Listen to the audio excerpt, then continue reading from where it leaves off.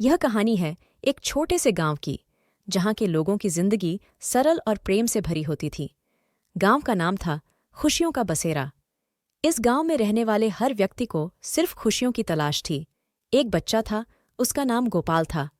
गोपाल की माँ का नाम सुषमा था। वह गांव की सबसे खुश और मेहनती महिला थी। उनका मनोबल अपने छोटे से घर में ही खोजा जा सकता था।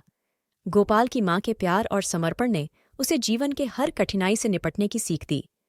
एक दिन गांव में एक मेला लगा।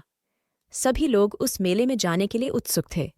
गोपाल की माँ ने उसे मेले ले जाने का निर्णय किया। गोपाल के चेहरे पर खुशी का तेज उजाला था। मेले में गोपाल ने एक खिलौना देखा जिसकी आंखें बहुत ही प्यारी थीं। उसने अपनी माँ से कहा, माँ, मुझे वह खिलौना चाहिए। सुषमा ने उसकी खुशी को देखते हुए उस खिलौने को खरीद लिया।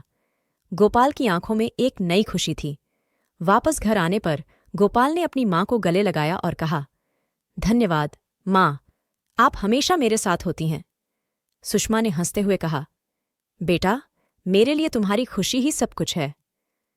गोपाल ने उस खिलौने को अपने कमरे में रख दिया और हमेशा उसके साथ खेलता रहा।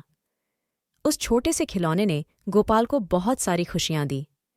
इस कहानी से हमें यह सीखने को मिलता है कि वास्तविक खुशी वह है जो हमें हमारे पास ही मिलती है।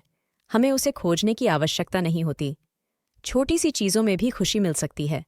यह सिर्फ एक खिलौना हो सकता है, एक प्यारी सी मुस्कान हो सकती है, या फिर एक माँ का प्यार हो सकता है।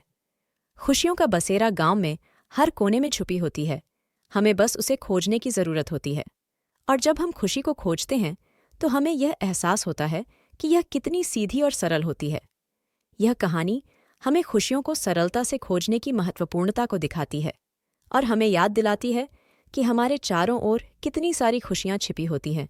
हमें बस उन्हें देखने की नज़र सही जगह पर रखनी चाहिए।